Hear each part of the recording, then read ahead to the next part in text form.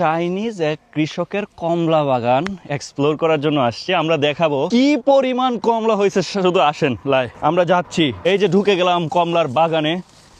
High high, এত পরিমাণ কমলা। চিকা হাউচিমা।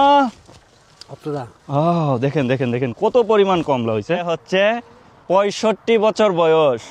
বাহ, 65 বছর বয়সও নিরাশান্তি হাও। এই কমলা চাষির সাথে একটু ঘুরে ঘুরে দেখলাম চাইনিজ কমলা বাগানগুলোতে এত পরিমাণ কমলা হয়। আসলে চাইনিজরা এগুলা বৈজ্ঞানিক প্রক্রিয়ায়, আসলে জেনেটিক্স ইঞ্জিনিয়ারিং এর মাধ্যমে তাদের চারাগুলা নিয়ে গবেষণা করে। আসলে একটা জাতি গবেষণা না করলে উন্নত হবেই বা কিভাবে? এটা কি কমলা বাগান নাকি কমলার রাজ্য?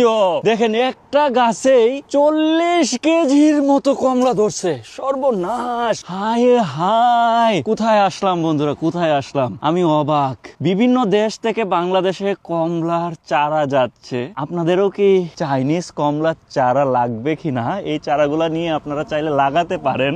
কত কমলা পড়ে আছে দেখেন, কমলাগুলো কত বড় বড়। মিষ্টি কমলা খাইতে খাইতে এখন আর মুখে দিচ্ছে না বন্ধুরা। কমলার রাজ্যে থাকি তো। আপনারাও আসেন গোসারোয়া ডেইলির কাছে, একসাথে মিলে কমলা খাবো। কে কে আসবেন?